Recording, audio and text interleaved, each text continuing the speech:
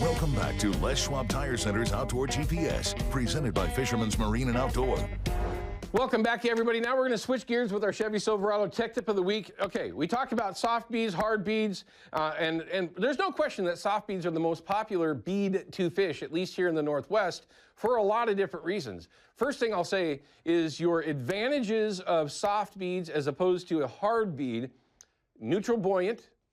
The fish really like them. We literally have, if you remember, all that killer footage of 14, 13 years gone.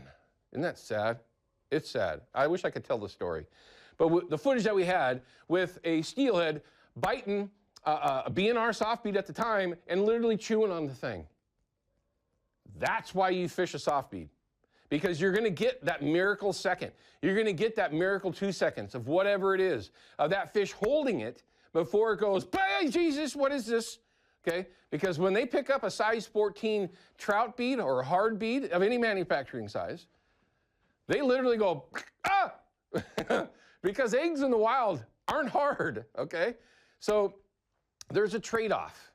Now here's the other part of the trade-off.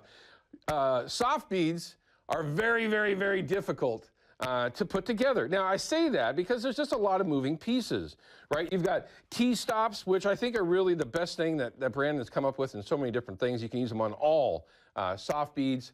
It doesn't matter who manufactures them, but that T-stop really, really works well. It slides onto your leader, and when you put your bead on, which would be this setup right here, it just slides right over the top of that T-stop. You can kind of see that.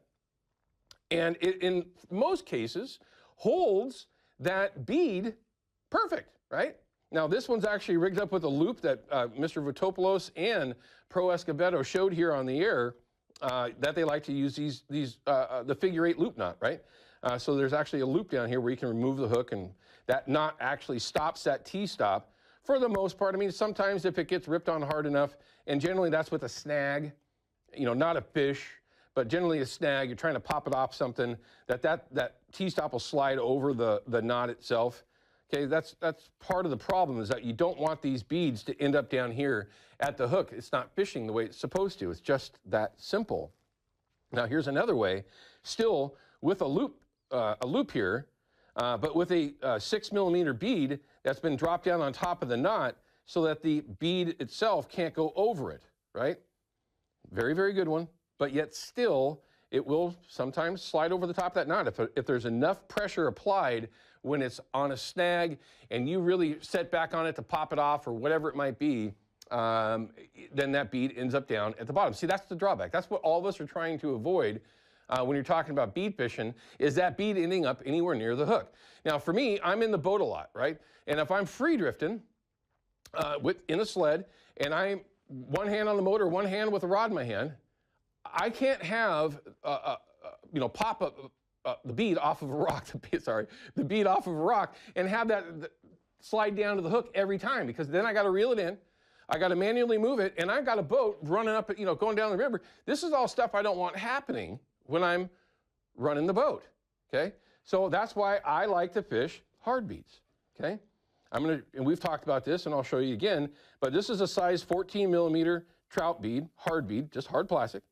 And the way that we rig them, that I rig them, and many others, is that this bead is actually wrapped, okay? We've shown this on the air before, where we'll actually take and put 3 wraps. This is one of the, if not the original way, to peg a bead. Now that came from Alaska. This has been, and Canada, been a technique that's been used for decades before it ever even got popular here in the Northwest. So let's just keep it honest here for everyone, for all those that think that they invented it or somehow made it what it is today, which is so laughable. And there's a bunch of you out there. I'm poking the bear.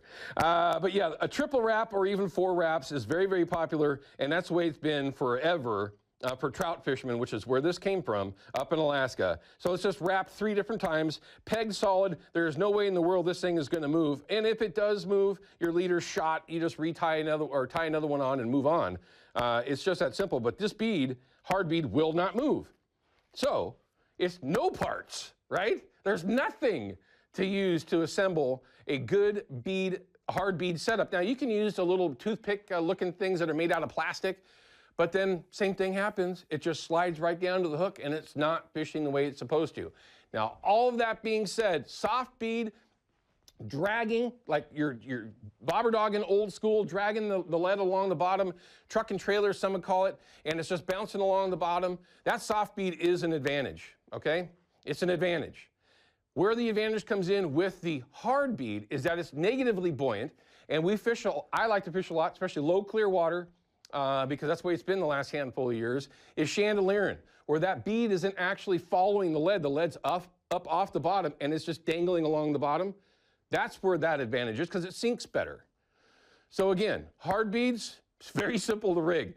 Soft beads, well, there's a lot of parts going on there, but there's some certain advantages, and I think the biggest one is the miracle second, miracle 2 seconds, where that fish will hold on, bobber goes down, and they're still holding on. That's a huge deal. We'll be right back.